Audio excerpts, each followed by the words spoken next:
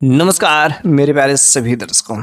आखिर एक बादशाह ने एक पत्थर की मूर्ति से शादी क्यों किया।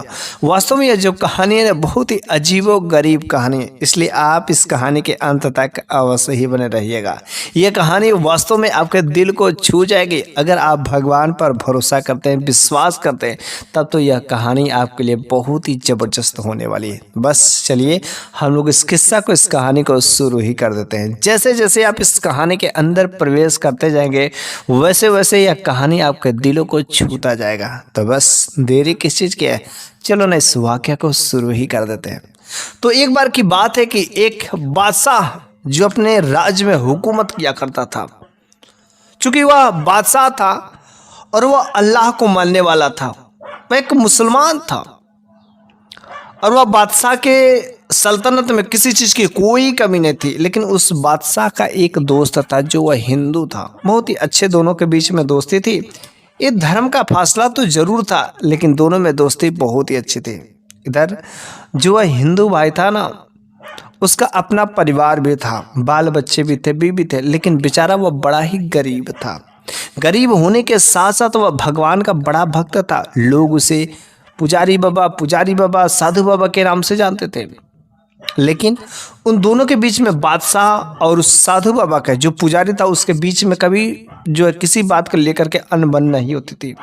और वह बादशाह जो है अक्सर अपने उस दोस्त को अपने दरबार में अपने पास में ही बुलाया रहता था, और वह अक्सर वो पुजारी उस बादशाह के बगल में दरबार में ही रहता था। लेकिन इसके लिए कभी उसने 1 रुपये या कभी कुछ पैसे नहीं लिए। उसकी झोपड़पट्टी थी, उसी झोपड़ी में अपने परिवार के साथ में रहता था। हर चीज़ जो है बादशाह को राय देता था, ऐसे करो वैसे करो, ये चीज़ें सही है, वो चीज़ें सही है। लेकिन बस जो बादशाह था ना, वो सब बातें मानता था, बस एक बातों को छोड़ करके। क्योंकि जो वह बादशाह था, वह जो है सुंदर सुंदर महिलाओं को, सुंदर सुंदर स्त्रियों का बहुत ही शौकीन था। वह किसी लड़की से, किसी स्त्री से विवाह करना नहीं चाहता था। वह नहीं चाहता था कि निकाह करके इसको हमेशा के लिए अपने महल में अपनी रानी बना करके रखूं। वह ऐसा चाहता ही नहीं था। बस वो तो वही चाहता था, अगर कोई खूबसूरत स्त्री उसको मिल जाती तो वह अपने महलों में लाता, 1 रात 2 रात 3 रात उसके साथ मजे करता और फिर जो है उसको अपने घर पर छोड़ देता। लेकिन यह आदत जो है उस पुजारी को, उस साधु को, उस भक्त को बिल्कुल अच्छा नहीं लगता था। जब उसे समझाता था कि रे बादशाह, ये सब चीज़ें गलत है, करना हो अय्यासी करना, ये बिल्कुल गलत है। किसी स्त्री की इज्जत होती है और तुम उस स्त्री की इज्जत के साथ खिलवाड़ करते हैं। आप इससे बेहतर आप उससे निकाह कर लीजिए, अपने महलों की रानी बना लीजिए, फिर उसके साथ जो मर्जी वो करिए। वह बादशाह कहता कि देखो, मैं बादशाह हूँ और मैं इस सल्तनत का बादशाह हूँ, इसलिए मैं बड़ा हूँ उच्च में पद में, तो इसलिए मैं ये तुम्हारी बात नहीं मानने वाला। मेरा ये काम मर्जी का चलेगा, बाकी हर बातें मैं तुम्हारी मानूंगा। लेकिन वह पुजारी भी सोचता कि चल एक ना एक दिन कभी तो ऐसा पाला पड़ेगा कि जिस दिन ये बादशाह भी सबक सीख जाएगा कि वास्तव में स्त्रियों की इज्जत कैसी होती है, समझ इसको भी आ जाएगा। और इसी तरीके से काम कुछ दिन तो चलता रहा। लेकिन अचानक एक बार की गजब की बात होती है कि तेज आंधी तूफान आ जाता है। जब तेज आंधी तूफान आ जाता है, उसी तूफान में जो पुजारी था अपने बीवी बच्चों के साथ में झोपड़ी में सोया हुआ था, और इतनी तेज तूफान आती है कि उसकी झोपड़ी पूरी उड़ जाती है। बेचारे खुले आसमान के नीचे चले आते हैं। कुछ समझ नहीं आता। बेचारा कुछ देर वहाँ पर किसी तरीके से रातें काटी। सुबह होते होते काफ़ी लोग वहाँ पर एकत्रित हो जाते हैं। तो लोगों ने कहा, अरे मैंने सुना है कि आप बादशाह के बड़े अच्छे दोस्त हैं, क्यों ना बादशाह से कहते कि एक महल देते। अपने तो वह महलों में रहते हैं और आपको एक झोपड़पट्टी में उनको दया नहीं आती है। उस पुजारी के, उस साधु बाबा की जो भक्त रहता है, उसकी पत्नी भी कहती है कि हाँ, मैंने सुना है और मैं भी, आप अक्सर जो बादशाह के ही महल में रहते हैं, तो बादशाह को इतनी क्यों नहीं दया आती। आज तक आपने कभी 1 रुपया, कभी 1 फूटी कौड़ी वहाँ से नहीं लाते हैं, बल्कि रोज बादशाह के पास में जाकर के बैठते हैं। अरे उनसे क्यों नहीं कहते कि मेरे को एक अच्छा सा महल बना दीजिए, अपने महलों में रहते हैं।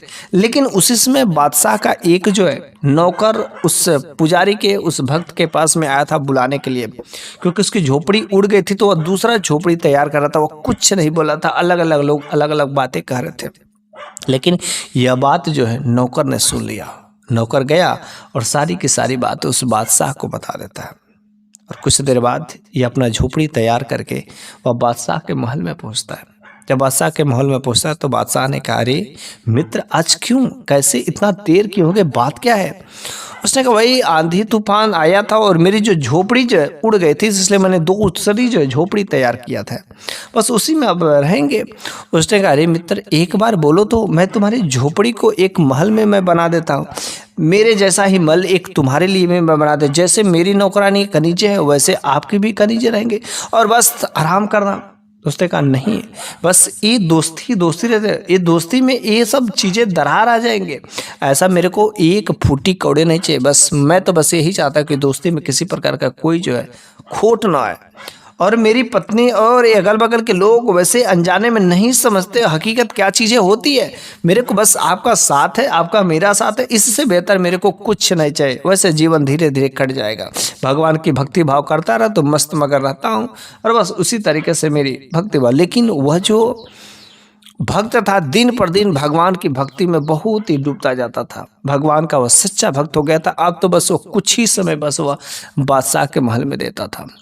एक बार की बात होती है कि उस बादशाह ने कहा कि देखो, आज हम शिकार खेलने के लिए चलेंगे और तुमको मेरे साथ में चलना पड़ेगा। उसने कहा, जी हुजूर, आप यदि ऐसा कहते हैं तो चलिए ठीक है, हम चल पड़ते हैं। और वह बादशाह को लेकर के शिकार खेलने के लिए, शिकार के लिए जंगल में चले जाते हैं। और केवल बादशाह और वह भक्त दो लोग जंगल में चले जाते हैं उस साधु को लेकर के। और जब वह जंगल में जाते हैं तो बादशाह को प्यास लग जाती है। तो जब प्यास लग जाती है तो उसने कहा, देखो मित्र, मेरे को बहुत जोर से प्यास लगी है, अगर तुम पानी ला देते तो बहुत ही अच्छा होता। उसने कहा, ठीक है, अब बस यहाँ पर बैठिए बादशाह जी, और मैं आपके लिए पानी लेकर के आता। चूंकि वह बादशाह था और एक पेड़ के नीचे छांव में बैठा दिया और वह भक्त जो पानी लेने के लिए चढ़ पड़ता है। और जब पानी लेने के लिए चलता है तो वह जो है एक तालाब पर पहुँचते हैं और वहाँ से अच्छा खासा साफ पानी दे करके एक पात्र में भरते हैं। उसने कहा, मेरे को भी तो प्यास लगी है तो मैं भी पानी पी लेता हूँ और फिर जो बादशाह के लिए भी लेकर के चलता हूँ। तो जब वो पानी लेकर के तालाब के किनारे पर पहुँचे तो उनको एक मूर्ति नजर आती है, और जो एक महिला की मूर्ति थी। और वह महिला की मूर्ति तो जरूर थी, लेकिन वास्तव में वह मूर्ति बहुत ही खूबसूरत थी कि वास्तव में इतनी खूबसूरत मूर्ति, इतनी खूबसूरत स्त्री आज तक कभी देखा ही नहीं हो। तो उस पुजारी ने, उस भक्त ने सोचा, अगर बादशाह यहाँ पर घूमते घूमते चला आया तो जब इस बादशाह की उस पर नज़र पड़ेगी तो वह तो स्त्रियों का शौकीन है और इस मूर्ति को अवश्य उठा ले जाएगा। लेकिन मेरे को लगता है कि इस मूर्ति से बादशाह को खतरा हो सकता है। यह मूर्ति कोई ऐसी वैसी मूर्ति नहीं है, मेरे को कुछ संशय लग रहा है। फिर जो पानी लेकर के बादशाह को ले जा कर के देते हैं, लेकिन तब तक वह बादशाह घूमता घूमता घूमता उसी तालाब की ओर चला आया रहता। कुछ ही दूर पर तालाब, और रास्ते में मिल गई और पानी दिया, पिलाया। लेकिन बादशाह ने कहा कि मेरे को लग रहा है कि कुछ ही दूरी पर तालाब है, चलिए हम तालाब की भी तरफ घूम लेते हैं। अब बेचारा वह बादशाह की बातों को कैसे मना करे।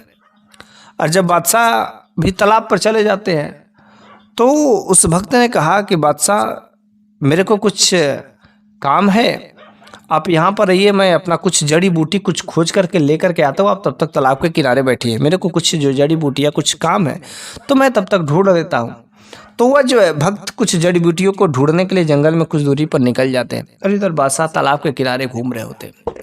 तब तक जो है बादशाह की भी नज़र जो उस मूर्ति पर पड़ जाती है, और जैसे ही बादशाह की नज़र जब उस मूर्ति पर पड़ जाती है, अब तो बादशाह देखता ही रह जाता, टकटकी लगा करके देखे जा रहा, एक एक अंग को ध्यान से देखता जा रहा था। ऐसा लग रहा कि ऐसी स्त्री, ऐसी महिला तो आज तक कभी देखी नहीं।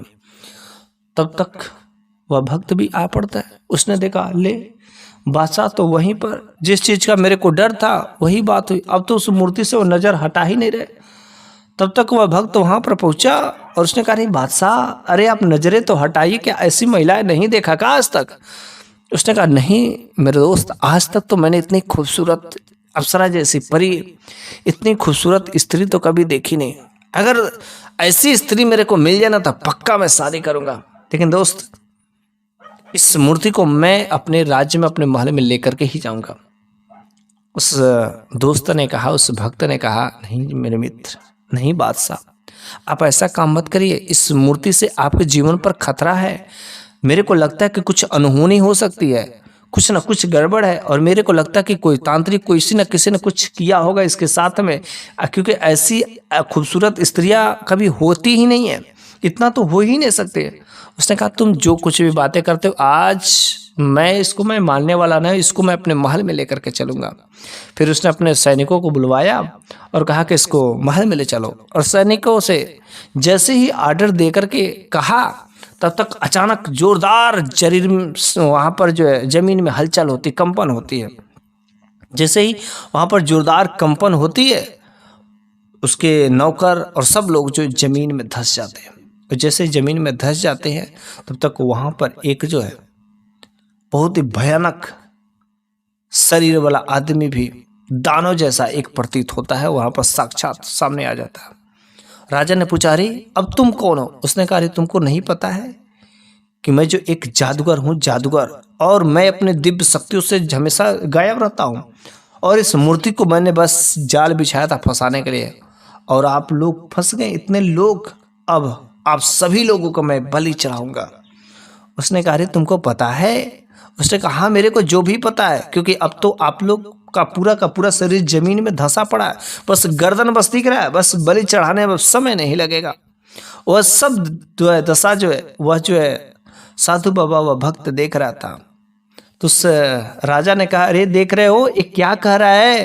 अरे तुम तो मेरे को बचाओ, और तुम ऐसे खड़े हो, तुम्हारे साथ तो कुछ नहीं हुआ, बल्कि वास्तव में तुमने सच ही कहा था कि इसको मत छूना, और इसके साथ कुछ अनहोनी हो सकती है, और देख आज हम फंसे हुए, अभी फंसे हुए, मेरे को किसी तरीके से बचा लो। उसने कहा, घबराओ नहीं, कि आज तक आप हमेशा स्त्रियों का इज्जत नहीं करते थे, मान सम्मान नहीं करते, यह सबक जो आपके लिए बहुत ही जरूरी है। जाइए, आज आपकी बलि चढ़ेगी, मैं कुछ नहीं कर सकता। अब बस वह भी तांत्रिक बिल्कुल तैयार हो जाता है, कहता कि बस ऐसे आप लोग पड़े रहिए, और कुछ ही समय में बस मैं आपकी बलि चढ़ाने ही वाला हूँ। जाता है, तलवार की धार बिल्कुल ही म्यान पर चढ़ा रहता है, और बलि चढ़ाने वाला रहता है। अब वास्तव में जब इसको लगता है कि अब राजा साहब का लग रहा है बलि चढ़ा ही देगा, तो उसने बोल पड़ा, अरे तुम क्या करने जा रहे? अरे तुमको पता है कौन है? यह इस सल्तनत के राजा है, राजा, और तुम इनके साथ करोगे तो पता है तुम्हारे साथ में क्या होगा। अरे मैं भी उनका एक आदमी हूँ, इसलिए मेरे रहते हुए तो तुम बलि नहीं चढ़ा सकते। तो उसने कहा, ठीक है, तो मैं तुमको अभी जला करके मैं राख कर देता हूँ, भस्म कर देता हूँ। उसने कहा, मेरे को तुम भस्म करोगे? अरे तुमको पता है, तुम जिसकी भी पूजा पाठ करते हो सब चीज़ें गलत है, जो काम करने जा रहे बिल्कुल गलत है, मेरा जो भगवान है उससे बड़ा कुछ भी नहीं है। उसने कहा, अच्छा तुमको विश्वास नहीं होता है? तो वह तुरंत मंत्र पढ़ता है, और कुछ पढ़ करके उसके ऊपर फेंक पड़ता है, और कहता है कि अभी तू भस्म हो जाएगा। लेकिन जब वो पढ़ता है तो अब बस भगवान का भक्त रहता है, कुछ मंत्रों को पढ़ता है, बड़बड़ाता है, और उसे कुछ भी नहीं होता। वह जादूगर थोड़ा सा हैरान होता है, और जब हैरान होता है तो कहता है, अरे तेरे को कुछ हुआ ही नहीं? उसने कहा, हाँ तू देखना चाहता ना कि मेरे भगवान में कितनी शक्ति, तेरे को अपने बड़ा शक्ति है, बड़ा तजुर्बा है, तो तू भी अपना लगा ले और मेरे को किसी भी तरीके से भस्म कर दे, देखते तू मेरा क्या बाल बाका उखाड़ कर पाएगा। उसने अनेक प्रकार के कई सारे मंत्रियों को प्रयोग किया, कुछ किया, लेकिन कहीं कुछ काम नहीं करता है। वह बड़ा ही हैरान हो जाता है। तो सबसे पहले उस भक्त ने बादशाह से कहा, देखो बादशाह, तुम्हें मैं बचा तो लूँगा, लेकिन आज से तुम वचन करो, मेरे से वादा लो, प्रॉमिस करो कि आज के बाद तुम स्त्रियों को सम्मान करोगे, और तुम्हारे सामने ये जो मिट्टी का ये जो मूर्ति है ना, मूर्ति वाला पत्थर, इतनी खूबसूरत स्त्री है, मैं इस स्त्री में जान डाल दूंगा, लेकिन तुमको इसके साथ विवाह करना पड़ेगा। वो जादूगर कहता, अरे तुम क्या बातें कर रहे हो? ये पत्थर की मूर्ति है और तुम इसमें जान डालने की बात कर रहे हो, ऐसा बिल्कुल हो ही नहीं सकता। वह बादशाह कहता, अरे दोस्त, क्या तुम बाकी बातें कर रहे हो? ये पत्थर की मूर्ति भला कभी जीवित हो सकती है? उसने कहा, बादशाह तुम मेरे से वचन तो लो, मेरे से वादा तो करो कि आज के बाद तुम किसी स्त्री की तरफ बुरी नज़र से नहीं देखोगे, और इस स्त्री के साथ तुम्हारा विवाह मैं करा दूंगा। उसने कहा, चल ठीक है, मैं तुमको वचन देता हूँ, लेकिन पहले को मेरे को इस गड्ढे से निकालो, और बस एक ही मंत्र पढ़ते हैं और तुरंत वह गड्ढे से सारे के सारे लोग बाहर आ जाते हैं। उधर जादूगर भी बड़ा है नाता है, कहता है अरे तू पागल हो गया है, अरे ये जो पत्थर की मूर्ति इसमें जान नहीं आ सकती है। उसने कहा तेरे को भरोसा ही नहीं, मेरे को भरोसा अपने भगवान पर भरोसा, अपने खुदा पर भरोसा है, उस रब पर भरोसा है। अगर आज मेरा एक काम असफल हो गया तो मैं भक्ति भाव करना ही छोड़ दूंगा। और कुछ देर वहाँ पर बैठता है और जादूगर भी देख रहा होता है, राजा भी देख रहा होता है, नौकर भी देख रहा होता है, और कुछ ही समय में एक मंत्र पढ़ करके फूंकता है उसके ऊपर। और कुछ समय बाद वह जो वास्तव में जो पत्थर की मूर्ति थी एक खूबसूरत स्त्री में तब्दील हो जाती है और वह बोल पड़ती है, अरे आपने मेरे को जीवित कर दिया, आपने मेरे को बना दिया, तो बोलिए आपका क्या हुकूमत है। उसने कहा भगवान की कृपा से और भगवान की दिव्य शक्ति से तू जो पत्थर की मूर्ति थी पर भगवान की कृपा से तेरे में जान आया है, और मैं बस यही चाहता हूँ कि इस राजा को तू सही रास्ते पे ला दे और राजा के साथ तुमको विवाह करना पड़ेगा। उसने कहा ठीक है, आपकी जैसी इच्छा है। बस चूंकि वह राजा अपने वचन का बंध गया था और वह तो जादूगर देख करके हैरान ही था कि आखिर वास्तव में ये कैसे हो सकता है। और राजा ने वहां पर अपने वचन को पूरा किया और पूरी उस पत्थर की मूर्ति वाली स्त्री के साथ में विवाह किया। उधर वह जादूगर भी हैरान हो गया और उस दिन से अपनी जो काली जादुई थी उस सब चीज़ों को छोड़ दिया और बाबा के चरणों में, उस भक्त के चरणों में गिर पड़ा। कहता है कि वास्तव में आपके भगवान बहुत ही शक्तिशाली है, मेरे इस दिव्य शक्ति के आगे जो भी था सारे के सारे फेल रह गए, जो चीज़ें असंभव थी उसको भी तुमने संभव करके दिखा दिया। वास्तव में वह तुम्हारा भगवान बहुत ही शक्तिशाली है। तो बस वह भी भगवान की भक्ति भाव में लीन हो जाता और राजा की भी आंखें खुल जाती है और उस दिन से राजा कभी भी किसी पराई स्त्री की तरफ बुरी नज़र से नहीं देखता है और वह राजा भी बिल्कुल अब भगवान की भक्ति भाव में लग जाता है। इस तरीके से मेरे प्यारे सभी दर्शकों आज की यह कहानी समाप्त हो जाती है। अगले वीडियो में मैं फिर से कुछ ऐसी ही नई कहानी लेकर के हाजिर हूँगा। तब तक के लिए धन्यवाद।